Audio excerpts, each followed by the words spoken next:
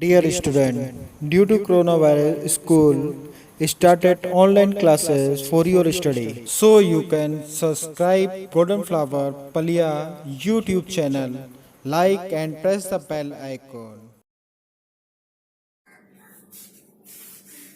Hello students, how are you all? So dear class 11th students, today we will study about the chapter 2 biological classification which we have started in the last video. Today we will continue the same chapter and we will discuss about the next topics related with this chapter. Now listen everyone, in the last video we have started, that is the kingdom Monera. In the last video we have started with the kingdom Monera. You know very well the classification of the organism is given, and the classification of the organism is given by the 5 groups, that is called the kingdom Monera, kingdom Protista, kingdom Fungi, kingdom Plantae and kingdom Animalia. This is the 5 kingdom classification which we have started in the last video, and in the last video where we started, that is the kingdom Monera. In kingdom Monera, we were discussing about the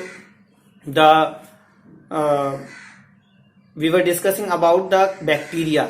We have studied the general structure of the eubacteria and the different organisms which belongs to the kingdom Monera. So from the same topic, that is the kingdom Monera, the next topic is the types of bacteria on the basis of shape. Types of bacteria on the basis of shape. Today we will discuss. So what are these? The bacteria are the organisms. The bacteria are the organisms which belongs to the kingdom Monera. These are called the prokaryotic primitive types of the cells which don't have the well developed nucleus. That is why that is called the prokaryotic cell or monerans. So in kingdom Monera we have placed the different kinds of the bacteria. In the last video we have discussed already. So that today we will discuss about the types of bacteria, especially eubacteria. The types of bacteria, especially eubacteria, on the basis of shape. The first shape of the bacteria is the coccus shape. The first of the shape of the bacteria is coccus shape. Coccus means spherical, like this. This type of the shapes. Okay. This type of the shape is called the coccus shape or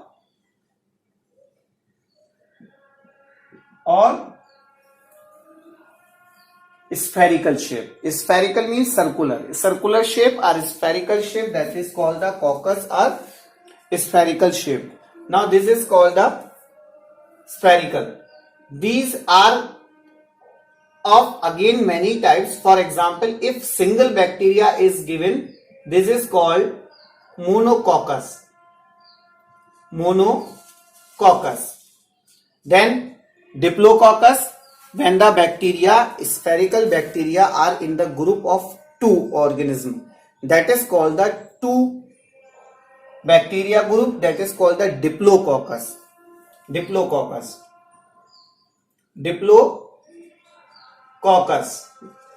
Okay, this is called the diplococcus. Then after that we have studied the many other streptococcus, staphylococcus. We are having a number of the examples we are having. Now the examples which belongs to the coccus type of the bacteria, the example is the streptococcus, diplococcus, monococcus, and the best example is diplococcus pneumoniae. Example, diplococcus pneumoniae. Diplococcus pneumoniae. What is this? This is an example which belongs to the coccus type of bacteria. This is the bacteria which cause pneumonia in the childs, in the newly born babies, and in the, you can say, the very less age of the children. That is called the pneumonia. So coccus are of many types: monococcus, diplococcus, streptococcus, staphylococcus. It depends on the number of the bacteria in the group. Now the next one is the bacillus. Bacillus means when the bacteria are just like this. Okay. When the bacteria are straight or rod shaped. When the bacteria are straight or rod shaped, so this type of the bacteria are considered as Bacillus bacteria. This type of bacteria is called Bacillus bacteria. You can make this diagram like this. Bacillus. Again, this is Bacillus type of bacteria are of many types. For example, if single Bacillus bacteria is present, that is called the Monobacillus, then Diplobacillus. It depends again on the number of cells. So, because of the presence of the rod shape, straight shape bacteria, they are considered as Bacillus. The plural word of Bacillus is Bacilli. The plural word of Bacillus is Bacilli. This is the plural word. Now, next one is the Vibrio. Vibrio are the bacteria which are comma shaped. Which are comma shaped. The bacteria which are comma shaped are called Vibrio.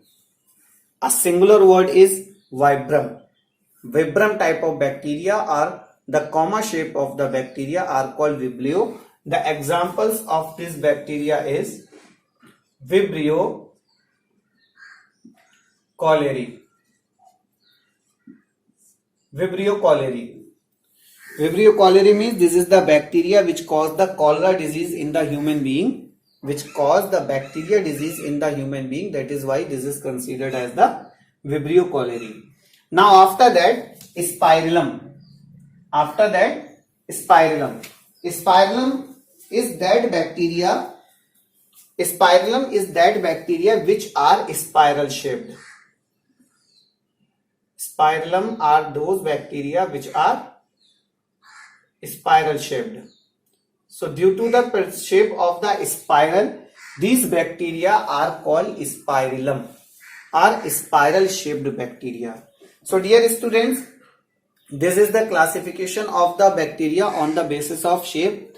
A general typical structure of the bacteria cell we have discussed already in the last video.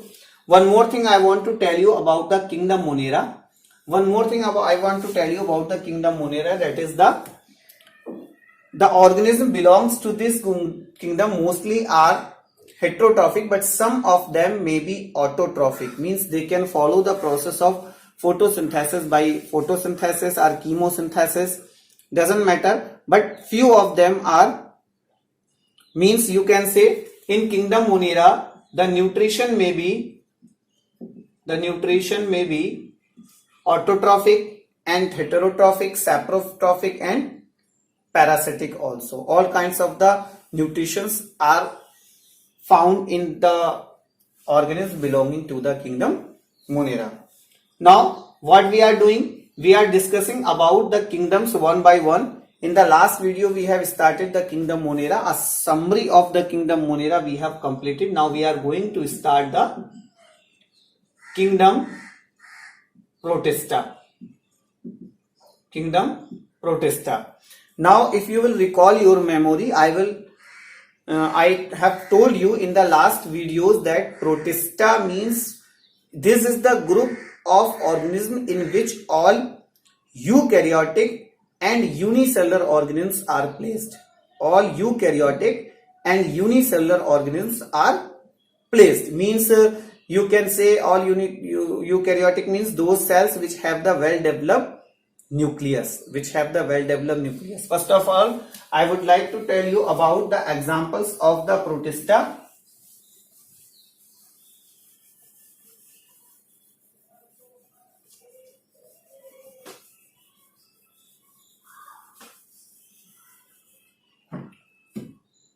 Examples of Protista are amoeba, paramecium, euglena, amoeba, paramecium, euglena, and unicellular algae like Chlamydomonas,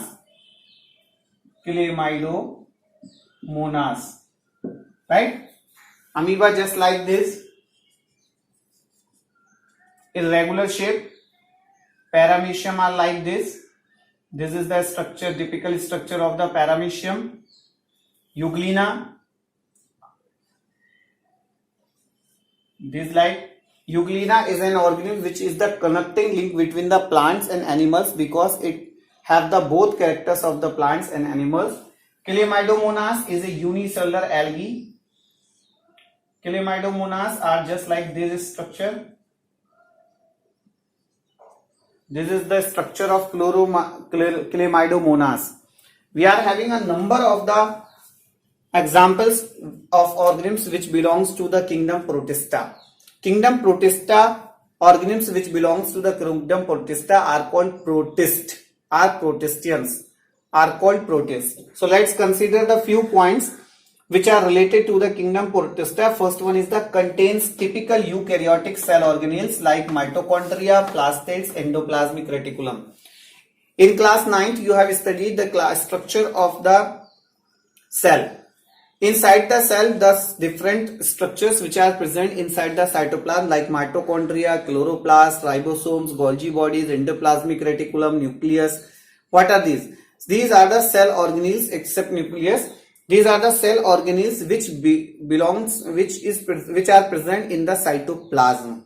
So, in prokaryotic cells, these typical cell organelles are absent, but in the eukaryotic cells, these typical cell organelles are present. So due to the presence of these typical cell organelles, these are considered as the protist or the prokaryotic cells. Sorry, protist or eukaryotic cell. Don't confuse.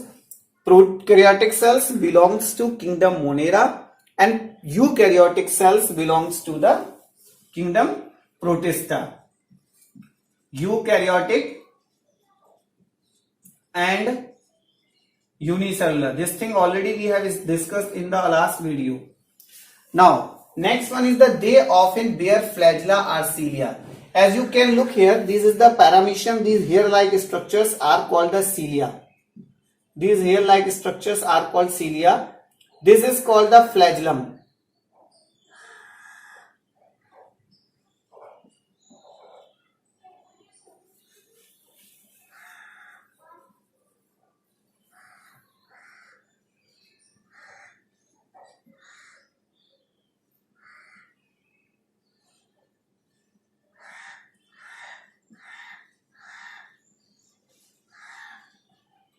This is called the flagellum.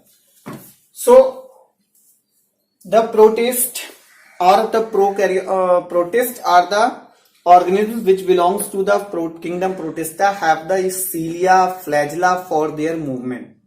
For their locomotion, they are having the special structures. They are called the Protista or they are called the flagellum, cilia, and in the amoeba different structures are present. They are called the pseudopodia. So they are called the locomotory organs. So they often bear flagella or cilia and they have 9+2 arrangement. This is the special arrangement. This is the special arrangement which is called the 9+2 arrangement. Which is called the 9+2 arrangement. How the 9+2 arrangement is given? 9+2 arrangement means just like this.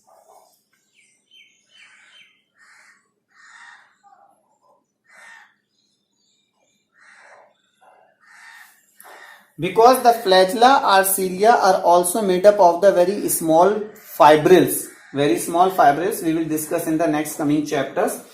So these fibers, out of them 9 are arranged on the periphery and 2 are present at the center. So this type of the arrangement is considered as the 9+2 arrangement. It means the cilia and flagella follow this type of structure, that is called the 9+2 arrangement. Now, if cell wall is present, made up of cellulose. Most of the protists have the cell membrane or the pellicle or the flexible plasma membrane. But if some of them are having the cell wall, then that is called that is made up of cellulose. That is made up of cellulose. Nutrition may be autotrophic, saprotrophic or parasitic. For example, Autotrophic means you can take the example of unicellular algae.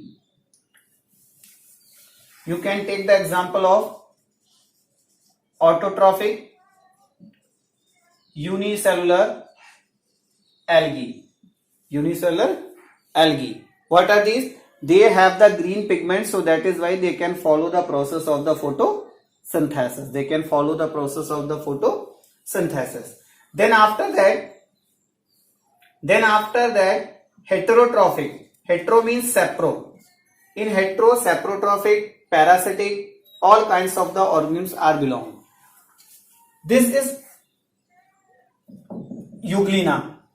Euglena is an animal which follow the both type of the nutrition, autotrophic also and saprotrophic also. Saprotrophic means they can absorb, they can get their food from dead and decaying matter, and they can prepare their own food by the process of photosynthesis also. Now the next one is the parasitic. In the parasitic type of nutrition,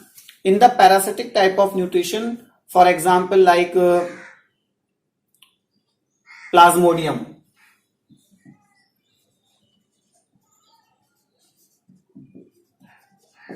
Plasmodium is an animal which lives in the body of the human being and the mosquito and cause the malaria.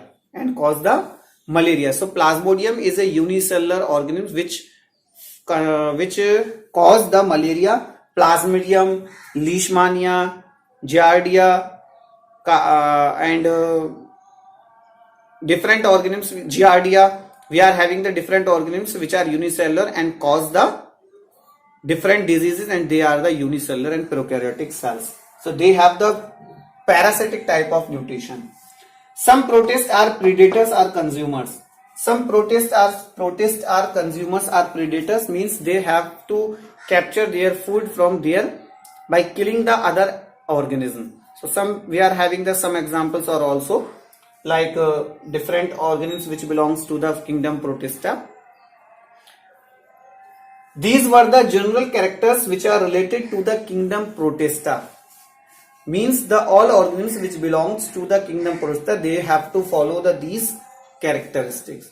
So dear students, in the last video and today's video, we have completed the general characteristics of the two kingdom Monera and kingdom Protista. In the next coming video, we will discuss in the kingdom Fungi.